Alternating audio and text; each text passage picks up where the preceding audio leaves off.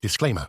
Opinions expressed are those of the content creators and do not represent any employer or entity. The information shared is for informational purposes only and should not be construed as medical advice or used in any legal capacity, including establishing standards of care. All efforts have been made to comply with HIPAA regulations. No guarantees are made regarding the accuracy of statements or opinions provided. Interaction with the podcast does not establish a doctor-patient relationship. Please enjoy this podcast responsibly.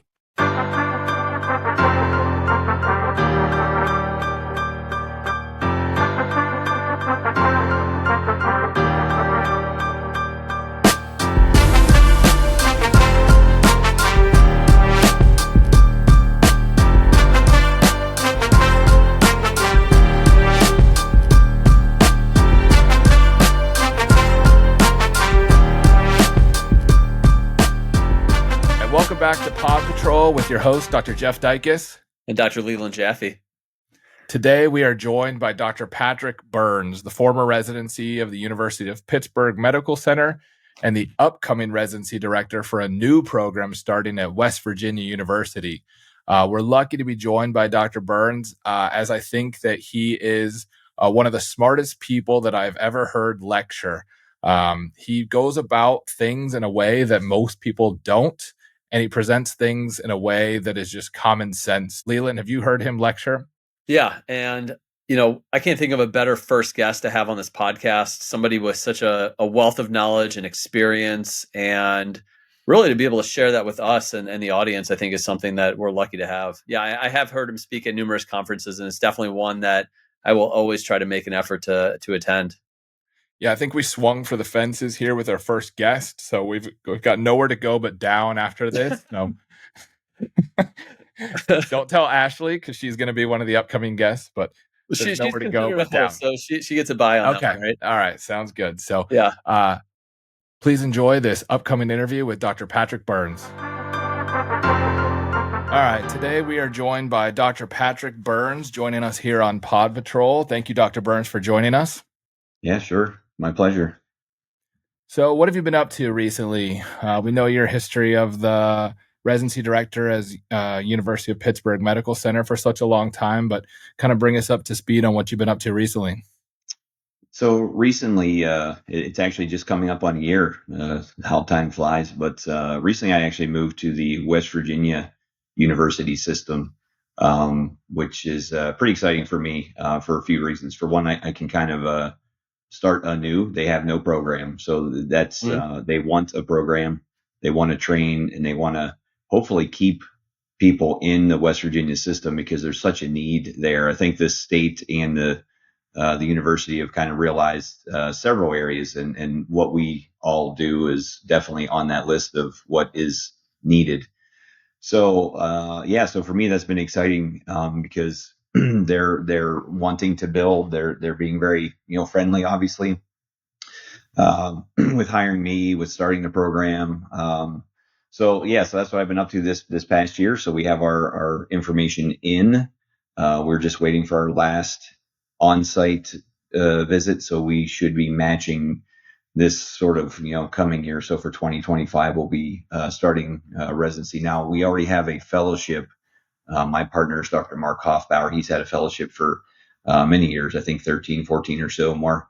And so we have a fellow, and we will continue that. That might even increase. We're going to kind of play that by ear a little bit. We also have MedStar, Georgetown residents rotating right now. So that's been keeping me kind of at least academically busy, which has kind of been fun.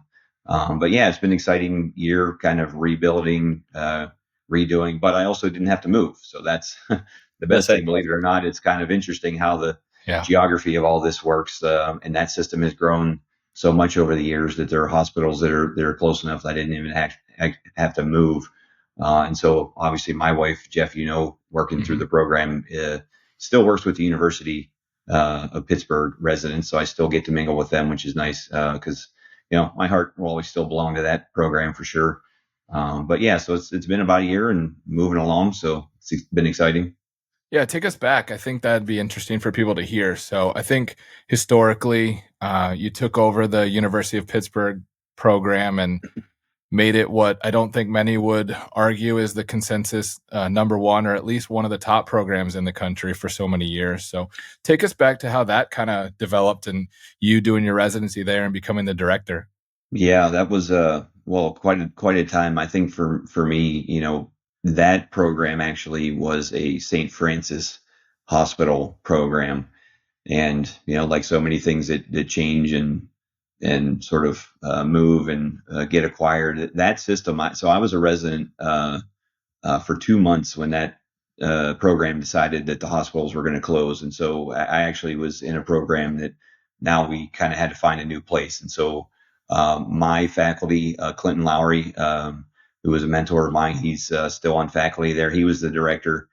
Those guys were really smart. At that time, now you're talking that was, 2020 or 2000. I mean, so over 20 years ago, that's when the University of Pittsburgh was growing and buying and kind of in the phase that West Virginia is in now. So I'm kind of seeing it relived a little bit, but they had purchased some community hospitals, and one of which is then where we were able to move the program. So our program then, with me 2 months in, shifted hospitals and became part of University of Pittsburgh, which then obviously opened the doors to lots of things. So at the time I started, we had 2 residents a year.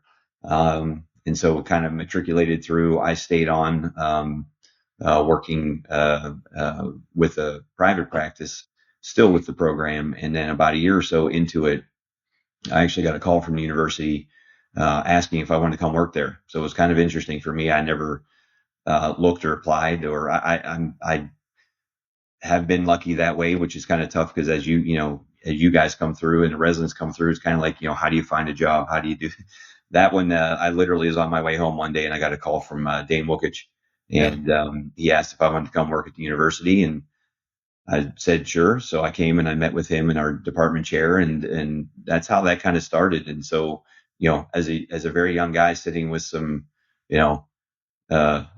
little bit older, more powerful guys across the table at the University of Pittsburgh. They had never hired a DPM before. And you're talking again 23 years ago where most universities didn't have anybody. It's a much different story now for sure. Yeah. Sure. But definitely, tip of the spear at the time, kind of, fighting through this stuff and trying to make it better for all of us. And I think, it's been nice to see over the years how so many academic positions have come available. So then I started working there, and when that happened, Clinton Lowry kind of, I think he realized and smartly, and he's kind of always been a very forward thinker, I think, and kind of knew, hey, listen, I think it's time for me to just kind of slide over and let you take over, because now you're part of, and we have all these doors open. And so now you had access to all those rotations that you did, Jeff, when you were with us, and plastics and level 1 trauma at 2 places, and it allowed us to grow the program to 6 a year and a fellowship, and really rolled strong for many years. So that's kind of how that worked out. It was just I think for me, I've always been a firm believer, just kind of working hard, doing a good job, trying to be a nice person, which I think for us, I think as a profession we are. I mean, we all know it. You go to the OR and you're the one people want to work with. I don't like this doctor, I don't like that, but they love us because we're generally very nice people, and we tend not to yell and throw instruments. And so I think that for me early on, not going to the ER and throwing fits and pounding my fist like I want this. You just take the opportunity when when you get it, and do a good job, because people are looking.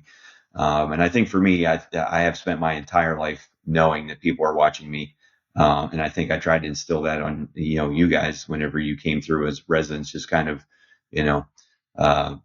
trying to really shoot for, I always tell you just have to be a few percent better.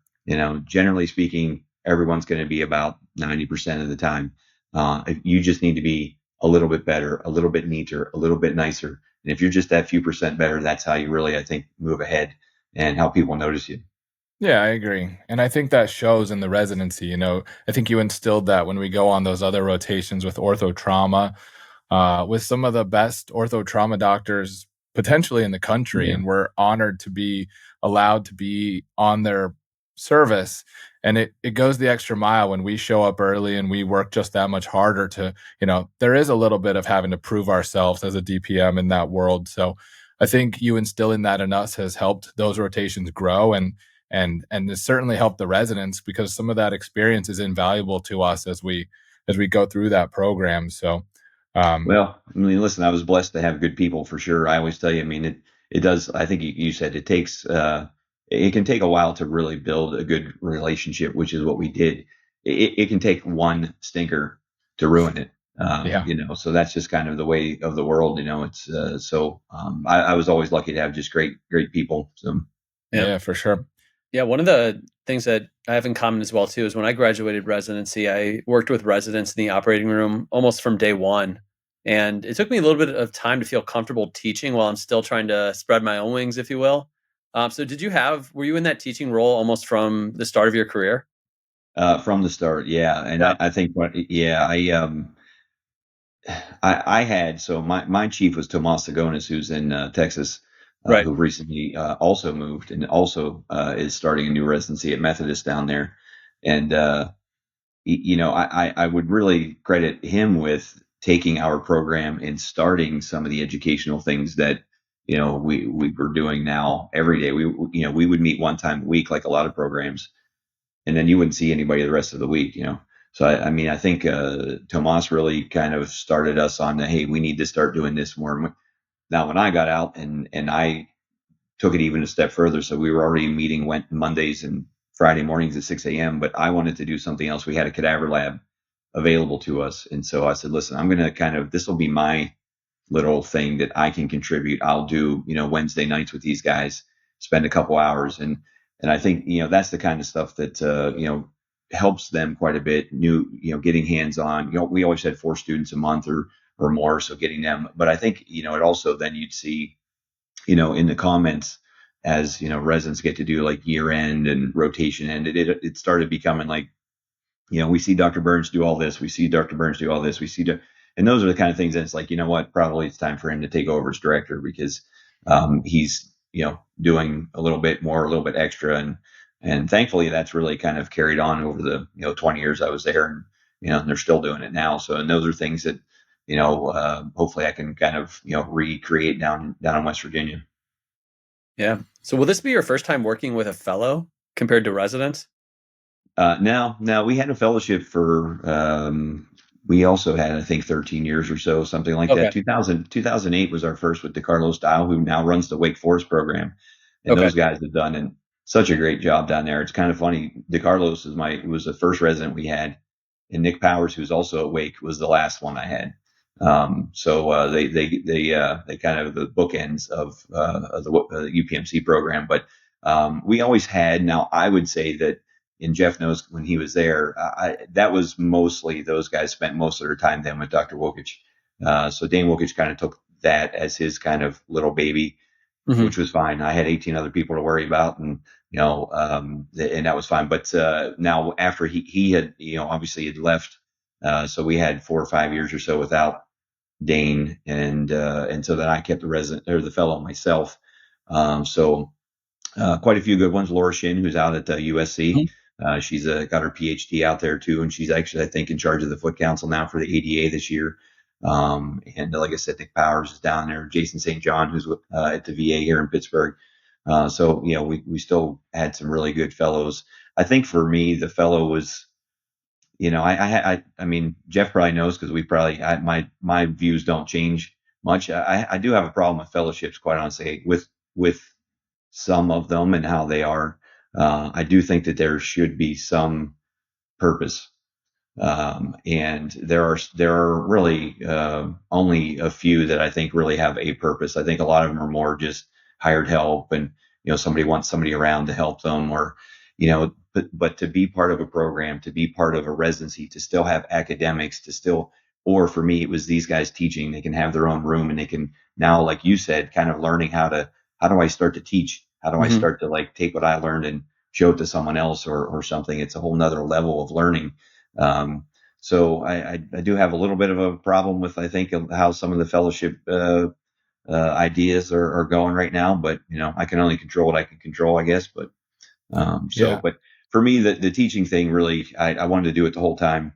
I found little niches that I could do. And I do think that you do learn when you're on the other side. It's probably funny. I probably told Jeff many times, like, okay, take this and put that over there, or do this or something. And when you're the one that's actually doing it, sometimes it seems kind of really difficult. But then when you're on the other side, you're looking at the same thing and like, that is not that hard. Like all you got to do is just go from here to here. Like, why do you make it so difficult when you're on the other side and you're nervous and you're sweating and all of a sudden you can't remember, medial and lateral and whatever. It's just, you do learn when you're on the other side of things for sure. Mm-hmm. Yeah, for sure. I agree with you about the fellowships. I mean, I think people have to be careful with that as the number of fellowships is growing across the country. That doesn't mean they're all good and they're all quality and they're all good experiences, because selfishly, maybe I'll start a fellowship. And essentially what that would be is not hiring someone, because I'm only locking them in for 1 year and I'm paying them a meager salary to come in and basically help me. Right. And so you have to be careful with that, because there are some that are fantastic fellowships. Yeah. But there are some that just start a fellowship because they envision it as someone working for them for cheap. Yeah. And that's not great for the fellow. I would say too, and I'm sure Leland knows, we need quality residencies. If we have quality residencies, then the fellowship thing will kind of figure itself out. When you look at all other specialties, fellowships you're getting something special, something different, it's not, you just get 500 more cases because you don't feel comfortable. We need better programs. And as more people take these sort of fellowship things, and I've seen it with a couple programs, that hurts that residency, because now all of a sudden that guy is a fellow, so he's not bringing his cases to that residency anymore. And so, we need to focus on quality programs, and then we can kind of, put the cart before the horse a little bit. Yeah, and I agree. I don't have any data to support my statement, but in terms of having a lot of conversations with graduating residents, a lot of them are choosing to pursue fellowship because they feel like there's a void in their training, not so much that they want to develop specialty training in a particular niche, if you will. Yeah.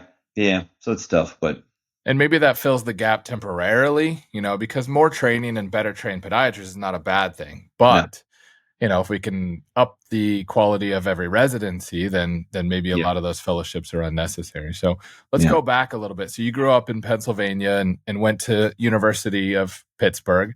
Yep. And then you went to podiatry school. You couldn't get into Des Moines University, so you went to Scholl. That was a tough one. You went to Scholl. Yeah, I'm sure that was heartbreaking. And you ended up at Scholl.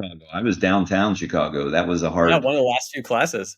Yeah, that was tough not to go to Chicago, being downtown for 4 years. It was a lot of fun.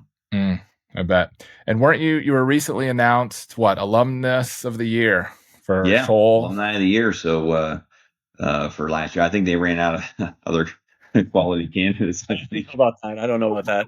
Going down the list. Yeah. Well, it was also funny because, of course, then that's right in the middle of my move, and my other job, I had that email for 20 years, and they shut that thing off like that. So actually, Scholl was trying to get in touch with me, and I had no idea. So finally, it wasn't too long before that little ceremony. They finally tracked me down, and I got a phone call. It's like, hey, we've been looking for you. That's pretty wild. Yeah, you want alumnus of the year? I'm like, oh, okay, well, that's pretty cool. So now I got to make a flight except for next month. But listen, that's a pretty good honor. I've trained many people from Chicago that I know are very good, and certainly my class was full. I had a lot of really just brilliant classmates, really good guys who I know are out there doing good things, and so that's quite an honor. I really never thought I'd ever get something like that. That's out of the just thousands of people that have been graduated from there. It's pretty impressive. So yeah, for sure. Congratulations on that. That's great. So I have students that rotate through with me, and I have students already asking me about your new programs. So what would you say to some students who are potentially listening about the new program? Because when you start a new program, it's a little intimidating because someone's got to be the first and only resident before you take the next and the next. So what would you say to students who are interested in potentially being the first? Well, I guess, the only thing I could tell you is like getting a new job, for me, there's certainly like learning curves and bumps and a little bit of sort of fluidity, kind of maybe go to a couple offices before you get to one. But you're definitely coming to a place that's got experienced people. I mean, running a program that large for many years, I have a pretty good idea of, I think, what makes a good program and what would make a good resident. Mark Hoffbauer, like I said, was my partner. He's done fellowship forever, so he's well in tune and is used to having people. I think we're definitely, we certainly thoroughly enjoy having the MedStar people with us, and that will continue. And I think those guys can help us mentoring the first couple classes that come for sure. But as you know, I mean, when you're part of a system, you can grow a program pretty quickly. I mean, so for right now, we are slated to have start with 2 per year. But, by the time you start getting people on rotations, the next thing you know, it's 3 a year, 4 a year. Because if I'm doing surgeries and Hoffbauer's doing surgeries, our other partner, Crystal Bradshaw, she's doing surgeries, next thing you know, you don't have people to cover because they're on, trauma, they're on, other things. So one other interesting caveat, which you may not know, Jeff, is Ivan Tarkin, who was the head of orthopedic trauma at the University of Pittsburgh, also now is at my hospital. Interesting. So that's a good, he's very used to you guys. He's very used to us. Yeah. And so, having that kind of traumatologist at our hospital and a guy who will take our residents, I mean, that makes that rotation so much easier and so much better. Yeah. So I think, it's definitely, like you said, a little bit kind of, is this program going to be okay? But you're coming with some people who have great experience. I get lots of complicated things sent. We have good faculty. It's interesting to have the trauma guy that I had at Pitt for so many years. And so, we're going to make a good run at it. Yeah, I think that's great. I think that's exciting. Like you said, we're in need of more high quality residencies, and this is just an example of another one to me. So I've already been kind of telling students about it because, those matching this year obviously didn't have the opportunity, but anyone listening who's matching for 2025 would be a great opportunity. So yeah. Do you anticipate having a clerkship program as well immediately? Yeah, we definitely do. I have been waiting just for the literal actual final you're approved. And, we have everything. We're just waiting for the council for once we finally get this stamp, then we'll be bothering a couple of you guys to if I know it's kind of tough because they already got their schedules figured out, but we definitely want to have some students rotate through. I love it. I love getting them earlier, the energy that they have, the sort of excitement they have, and obviously just kind of getting to know. So for match time, it has always helped me out more to have, the externship thing. So we'll definitely be doing it. Oh, I agree. I think it'll be easy for people to swing through. It's not far from Pittsburgh, and I know there's quite a few programs in Ohio, so it would not be difficult for anybody, especially Ohio students and the new Lake Erie. Oh yeah, cool. Are they getting to that point yet? I can't keep track. So they'll be close by. They can swing by easily. So anybody listening who's potentially interested, West Virginia University is going to be opening a new residency program, and I think it'll be something to kind of pay attention to. So I think part of the reason that we started this podcast was to kind of learn a little bit about the people behind, the medicine, but also kind of take a deeper dive into some interesting parts of what they do and some interesting cases. So, we go to lectures, we go to conferences, and people get up there and they kind of lecture, but you don't feel like you're really getting behind the curtain of what they're thinking and why they're doing what they're doing. So this is a more long form interview to be able to kind of take a deeper dive into some cases and some thoughts of why we do what we do. And so let's kind of jump into some cases here with Dr. Burns and kind of see what he has to say about these things. So Dr. Burns, why don't you take it from here for a minute? All right. Well, I think, I just threw together a couple different cases and different, they're quite different surgeries. So just some simple things at first, or maybe not so simple, but, I'm always interested in this sort of, Lisfranc issue and interested to see what you guys, think. But I grew up in a world of, we definitely did ORAF. We definitely did cannulated screws. We definitely had hardware break. We definitely had to go back and take hardware out. We definitely had, 3 surgeries later, and they finally ended up with a fusion. And so the whole issue of, doing primary fusions, whether it be for ligamentous or, for actual fracture, I think it's kind of, for me, has shifted quite a bit. And I've seen such a significant improvement in not only my patients, but really, believe it or not, at some point you want to not go back to the OR. I know for most people, it's kind of, they want to get to the OR, they want to do surgery, but at some point you're looking at, what can I do for this patient? It's not sort of, let's try this. If it fails, we could do this. I'm always kind of looking at, okay, how can I just get to the end of, as long as it's a reasonable thing. So just like some of my, what I've kind of learned over the years, some of the tips of, incision placement. I was definitely trained more the traditional between 1 and 2, and then between 3 and 4, which eventually then to me made no sense because I have an incision between 3 and 4, but I don't really care about the 4th. So I'm wasting half my incision. Mm-hmm. Also, between 1 and 2 is tiger country. So for me, switching incisions, which, we've kind of written some articles on and looking at sort of complications and things. So the surgical tips about looking at incision placement, I think what to work on, what to fixate first, that does come up quite a bit, I think, with the students and the residents. And then just kind of how I've, done my, fixation over the past, how it's kind of changed. So, so clinically, obviously, it's pretty typical, to look for. And I think for most of the residents, I was, any injury that's very odd is probably a Lisfranc until proven otherwise. They're twisted in a hole, they're, fold over top of their foot, something. So, those are obviously the classic little things. But, from an x-ray standpoint, these are just a couple pictures of, what you can see on the left, which is more sort of ligamentous, right? We're getting that gap between looking at sort of the base of 2 and that middle cuneiform. And then you get more of the sort of fracture type, a little bit more traditional with a little flex sign there on the right one.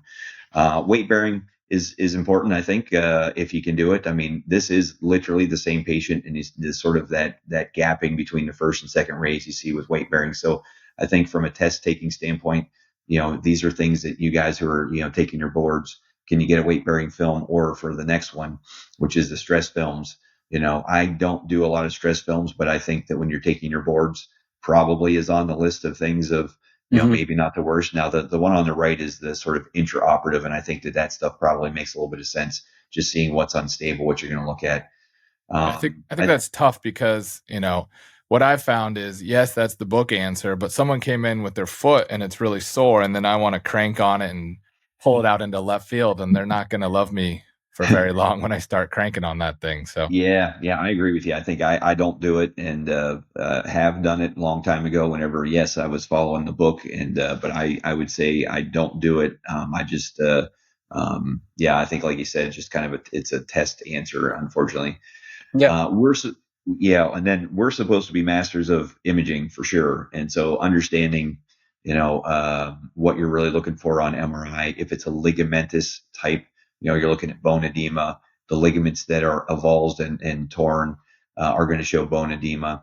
This is an example of, on the left is an intact Lisfranc. So really, I always tell you guys, whenever you're getting MRIs, make sure you're looking at everything. You want to see, what does a normal Lisfranc look like? Like maybe this person was getting this thing for, a coalition or something. Well, that doesn't mean I can't look at the Lisfranc ligament and just, what does it look like normally? Because if you're only ever looking at it abnormally, then you don't even know what it is. So that's normal on the left, abnormal on the right. So it's important to kind of, keep an eye on what's going on, with the rest of the foot when you're getting things. Obviously, CT scan, which is the next images, are, useful for fragments and pieces. Yeah, I guess, again, kind of limited utility. I guess for me, it would be more, okay, if it's very comminuted, maybe this is somebody I'm going to, consent for bone graft, because some of these pieces are probably going to come out. So, it might have that utility to it. Otherwise, I mean, they're fun images to look at, but I don't know if they really provide, a ton if you know that they're that broken. So what I was going to say is what's your clinical indication for getting a CT scan versus an MRI? Obviously, MRI, ligament, CT, bone. But if someone comes in with an X-ray that's suspicious, are you getting a CT scan or an MRI? So I would say that I've gotten to a point where I think I am pretty good at picking up Lisfranc either way, but bone in particular. So I usually don't get other imaging. Now, I Okay. would say that sometimes they come with it because obviously they come from an ER. But I personally would not. I'd be okay with if I see fragments and sort of base of 2, 3, that's fine because my protocol is always going to be 1, 2, 3 anyway. So I really am okay with not doing it. The only time I would get something is probably MRI, which is more of the sort of the subtle ones, the more ligamentous that maybe you're not getting a lot of good information on X-ray. So I'd be okay without it. So this is just a case of someone with a very typical sort of base of 2, Mhm. and you can kind of sneakily maybe see something going on with 3. So this would be somebody that quite honestly I probably would be fine with not getting a CT. I don't know what it's going to afford me, but again, the test answer is you're going to get a CT. There's some gapping between one there. So this guy does have a CT.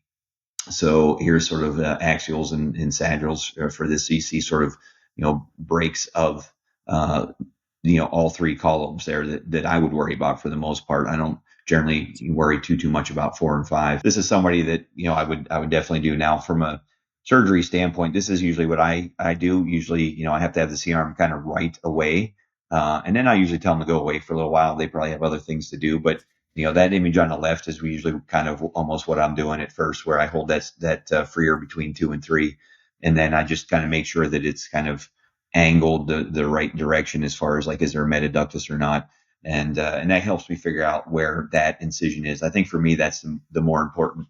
I can deal with the first ray from anywhere, from dorsal. We are also used to attacking the first from anywhere. So I don't really care.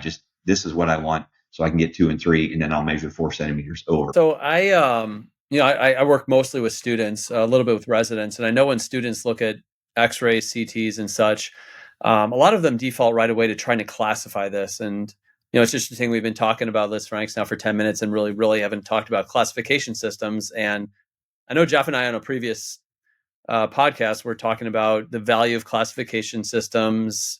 And I think we came to the consensus, and I don't want to put words in your mouth, that we're more impressed when a student can accurately describe an X-ray and describe the fracture pattern as opposed to maybe classifying it accurately. So how important is it to classify it, and does that play a role in your decision-making in terms of treatment?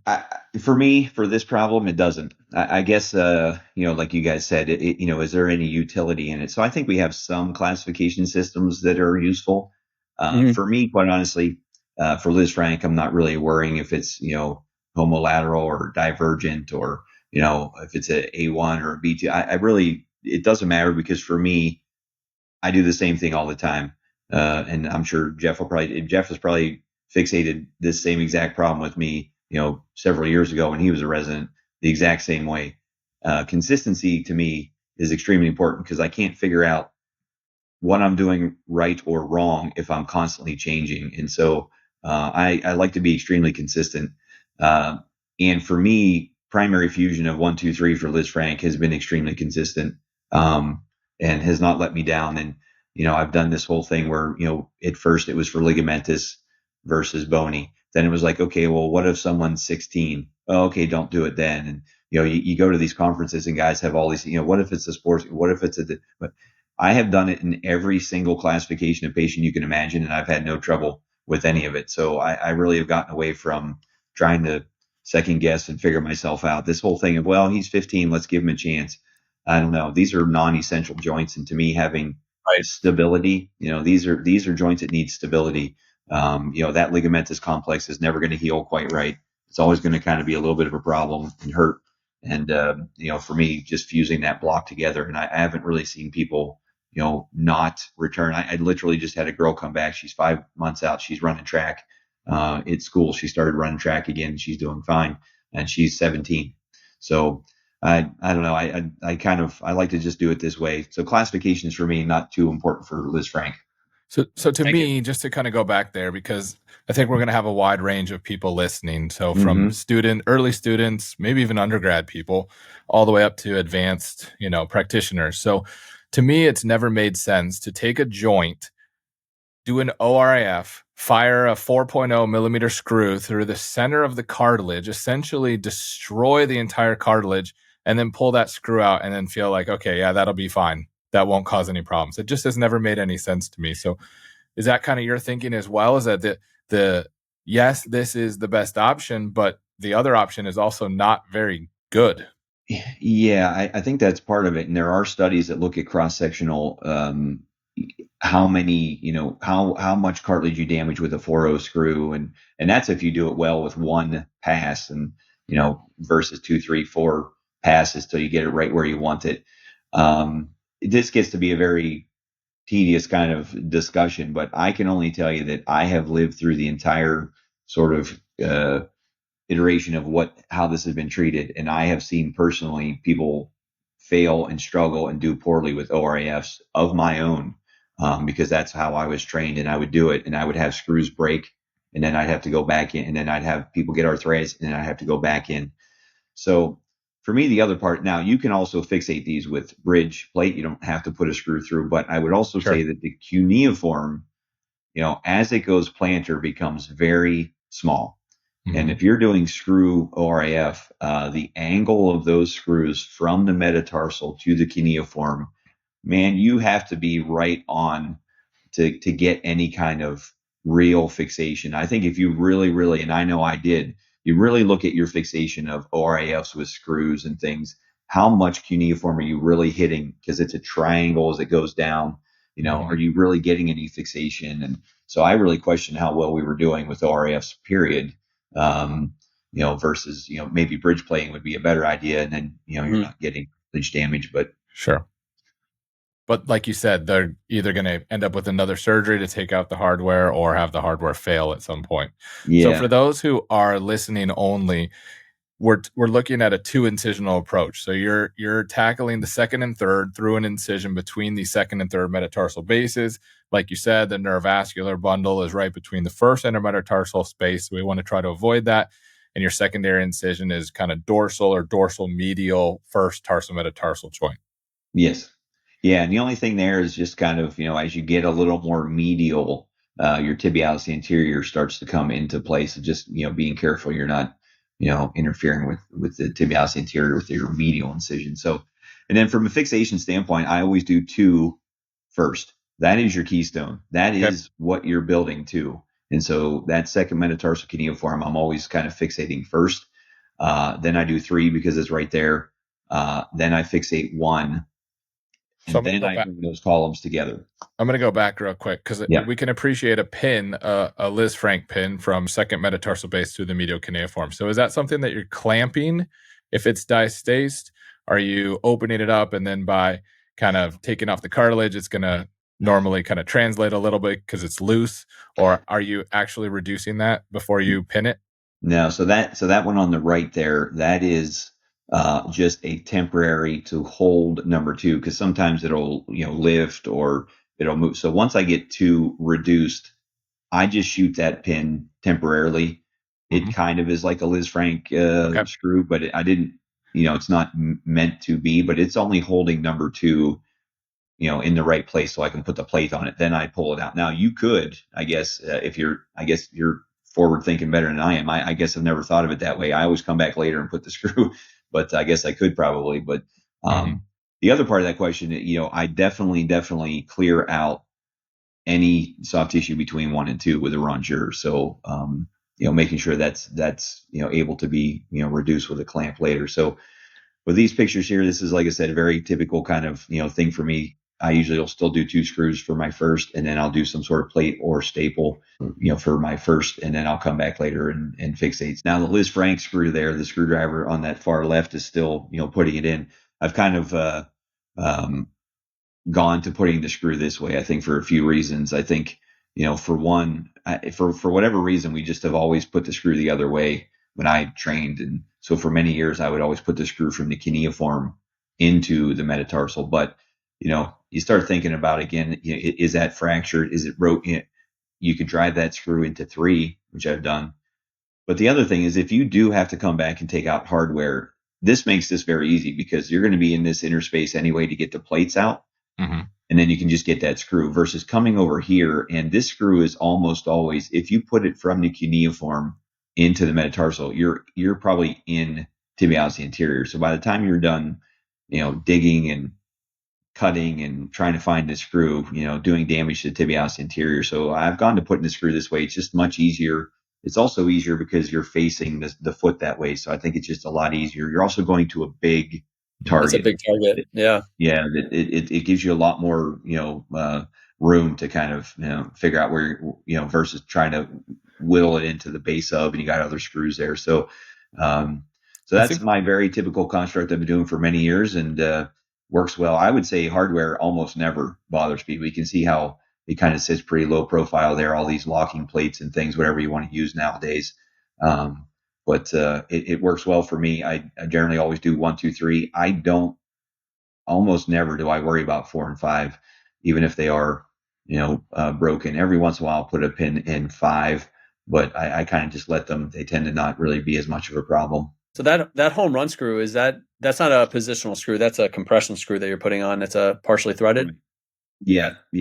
And then usually, like Jeff had said before, usually I'll have like some kind of clamp or something on there, before really putting it in there. But that is definitely a compression screw to try to hold the first and second columns together. I think that's an interesting takeaway. So not only when you throw your screw from the second metatarsal base into the medial cuneiform, you're going from small to big, which is easier to hit the big target distally as opposed to going the other way.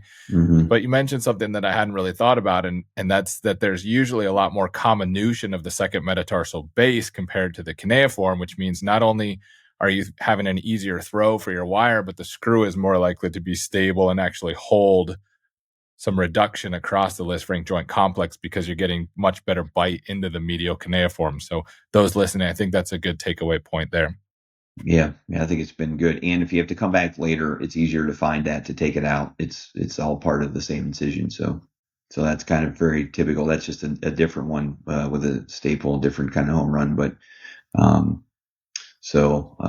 used to not like staples at all. I thought they were kind of I don't know what I thought, a weaker construct or just not as good as plates and screws. But I've moved towards using more staples. What are your thoughts on staples? Are you using this as, obviously the crossing screws are providing this as well, but are you using that as a rotational stabilizer? Or, because obviously, maybe you're getting some compression if you throw that on there as well. But what's your rationale for throwing that staple on there as well? Well, I try to, trying to get a little bit more. You can kind of tell by the lateral there. There's obviously a lot of metal, but I try to get to the equator or south of. So I like to have something that's at the equator of that fusion or a little bit lower. Just, trying to get things on the sort of tension side.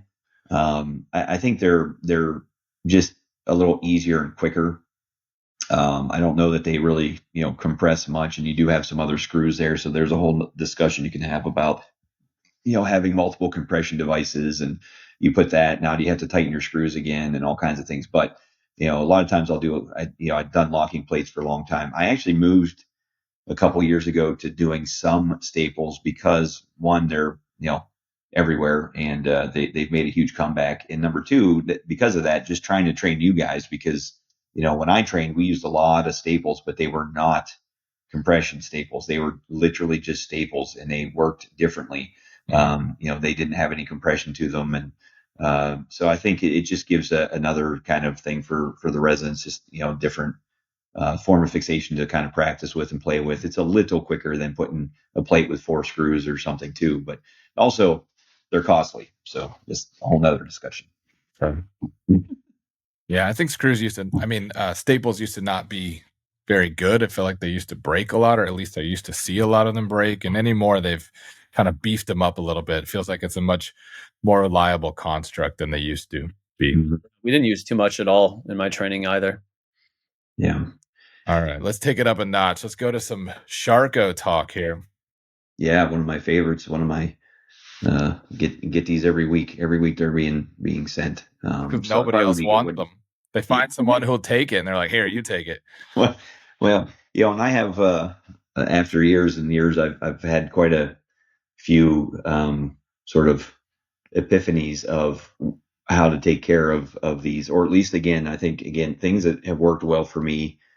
I've been very consistent about it, so I can see kind of how they have done over the years. And although they are difficult patients because we have issues with immunocompromised and there's so many social issues that make these difficult where, they can't be non-weight bearing or they have to go to a facility. But, from a mechanics and a sort of surgical standpoint, I've come up with a way that works well.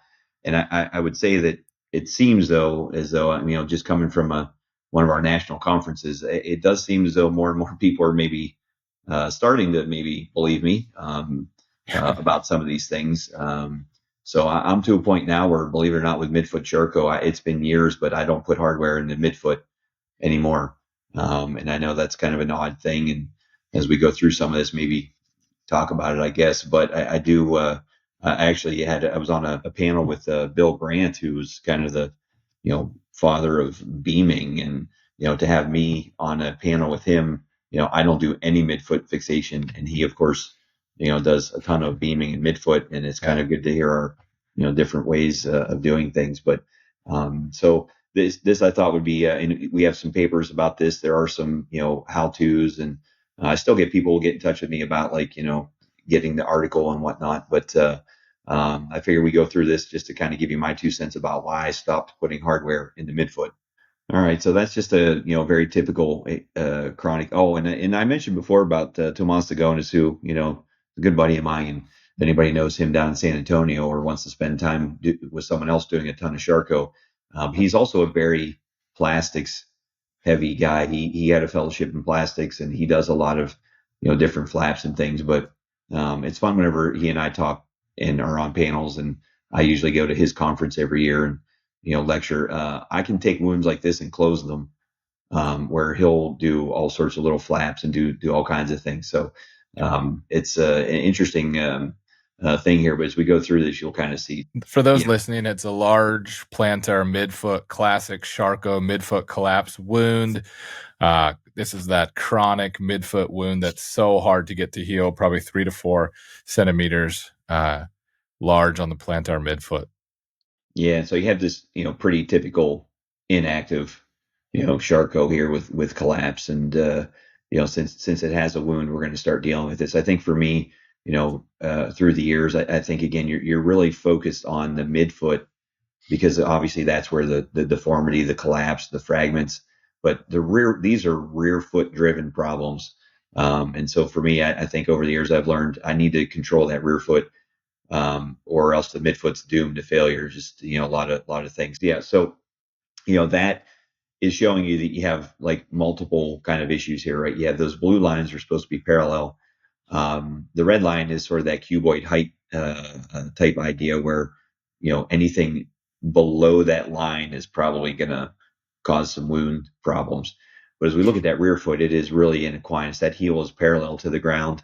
We know that should be tipped up about 20 degrees or so. So, this thing is really, that Achilles has been pulling that thing. So those are the things I want to kind of correct now. Not that I don't address the midfoot, but I'll kind of, go through that. So with the next one, so this is kind of like what you can do on, when you're on your own. You have the saw in one hand, you have your Army Navy in the other. So obviously you have to protect the medial structures, but I go plantar, I go right through the wound. You can most of the time ellipse these wounds completely out. And that right under that wound is the bone, right? That's the bone that's causing the problem. So, you just ellipse that all out straight down to bone. And then I take that saw. And then if you look at the next set of x-rays, this is kind of what we're trying to do, right? So you can see the skin defect at the bottom, right? So that's where I ellipsed out. I would say most of the time 2 centimeters or so, which is about the width of my thumb. But the skin also a lot of times is kind of the boundary. So I kind of go to the borders, and then I look at this x-ray, this fluoro in surgery, and I say, okay, this is where I'm starting. That's where I want to end. And then the picture on the right is just the opposite. So I go to the other side. You see we're pulling the skin back a little bit to protect it. And now I just want to end at that same spot. So now I'm going to take this wedge of bone out. So I'm making those 2 cuts all the way through while protecting that medial structures. And then you're just going to kind of pull that piece of bone out. So when you go to the next picture, it kind of, it looks a little crazy. So this is generally then what I do. I don't really, now I've made a cut and I've taken all that bone out. So the forefoot is very floppy. Now I need to worry about the rear foot. So for me, I just cut the Achilles. I know that later I'm going to fuse that ankle, so I don't need an Achilles tendon. So I just cut it, and that allows me then I put this pin in the calcaneus, and I use that as a joystick. So with one hand, I can pull this heel as I'm looking with the C-arm. You can see the C-arm there, and I get the heel reduced, so I get that calcaneus. It used to be flat.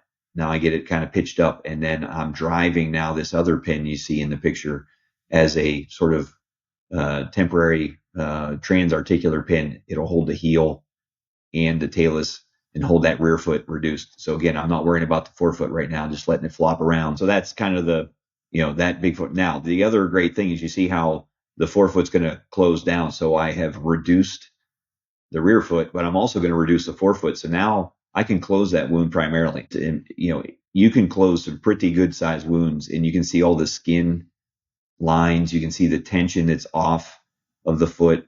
And I usually will build my frame in a way that, they can't walk on it. That's another discussion for another day, but this is not something that, I think is ambulatory. I do not think external fixators can control the shear force that comes through the midfoot.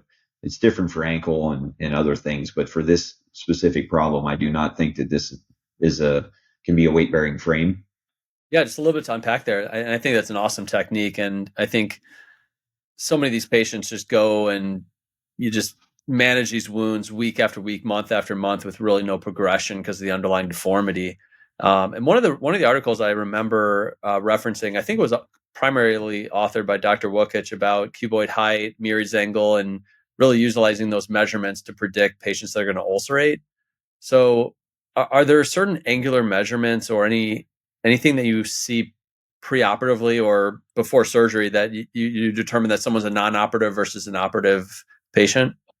We're always looking for this, what is the objective reasons to do surgery for these patients? It's tough. I mean, most of this is subjective, right? You have a wound that won't go away, or you have a wound that keeps recurring. So you're really, like you said, trying to figure out, is there something that, okay, I need to do surgery on this? And that answer's no. So that sort of blue line there, that lateral talar first metatarsal, that originally, obviously, -27 was an article with Wesley Bevan. And that article looked at a lot of these, and it came up with that -27 seemed to correlate with wounds. Now, the problem is we have all seen -10 with a wound, and I've definitely seen -30 bayonet, no wound. So it clearly is not black and white. So that's the reason that Dr. Wukich sort of looked at, okay, if we have these angles, that blue line can be parallel and you have a wound. So there has to be something else. Is it frontal? Is it, is it an axial thing? Is it? And so Dane took it a step further and then looked at, 14 different angles, and son of a gun, if the thing didn't shake out, that -27 was still the one angle. The only other thing was the cuboid height. No other angles seem to correlate with wounds. And so those two things, Leland, I still look at. Those are the things that I put in my chart. And I think even things like if I have an active Charcot, those are the things I'll put, okay, it's negative, my lateral talar first met is -10. When they come back in a few weeks and I x-ray again, it's, -11 or it's -20. Like I think using them like that, I definitely do. Unfortunately, it's not a very black and white objective 100% do a surgery. And I think, I definitely would not do that. If someone has a -30 degrees and no wound, I wouldn't do a surgery on it. Mm-hmm. And I guess my second question was, getting a acute correction seems to be the goal, but are there times where you're going in thinking that you're going to have to do more gradual correction? I think with this one, no, but I definitely have had some that are, I mean, the foot is 90 degrees and okay, maybe you want to correct half, but then maybe over the next couple of weeks, correct it slower. For midfoot, I always do acutely because I just don't see the issue or a problem with it. I think for ankle, if it's, a varus or a valgus, sometimes doing some and then doing a little bit, gradually is an option. If you believe anything about, kinking or stretching out an artery or something. But for midfoot, I do it all acutely. Mm-hmm. What's your time frame for getting to something like this? Are you gonna slowly let it fall apart before you jump in there if it's active, or wait for a while? Or are you gonna try to get to it and get them in the frame and get it stabilized before it gets worse? So if I have an active Charcot that is like grossly dislocated, I work on it right away. And generally what I'm doing is external fixation because I probably have to work with A1C and things like that. So you can do a lot of closed reduction and put a frame on it. And then, like you said, let it cool down. If I have one that's active, but is in a good position, like I said, then I'll kind of watch every few weeks a new x-ray, and see what's trending. Mm-hmm. If it seems like that thing's fallen 10 degrees every time I see him, then that might be somebody that I'm probably a little more aggressive about working on active only because I see what happens downstream whenever we don't, but also because I can use external fixation Mm-hmm. in a way that, because people get very nervous about the swelling, or they get nervous about their A1C is 11, but we can certainly work on those things when we put a fixator on. But, I always say, you would not let a 20-year-old with a dislocated Lisfranc walk around for a few months and then decide to fix it. So why are we doing that to these high risk patients? Yeah. It doesn't make any sense to me, but yeah, I think that's reasonable. This is a video Go ahead. of the style of external fixator that I like for midfoot. And so, this sort of left picture, these show you how you can use as a steering wheel. So this fixator is not 100% done yet. The leg is fixated. The heel is fixated. The midfoot is fixated to a ring, but now before this ring is attached to the rest of the fixator, I can take this and I can rotate, typically they're embarrassed, so I can kind of wheel down. I can compress and flex it more. And so I can use this as a steering wheel to correct deformity even more and get some compression across that osteotomy I just did before I finally, put the midfoot to the rings. And so that's kind of the idea with this. I like this steering wheel kind of idea for midfoot Charcot. Are you getting any pushback from your hospital systems about cost to use external fixators? I think a lot of people listening are going to say, I can't do frames at my hospital, but do you ever get any pushback? I never do. I think that, I think some of the stuff, like what Leland was saying, we do have some fixators that can be quite expensive. And if you're doing things like hexapod style or computer assisted, those can get really expensive very quickly.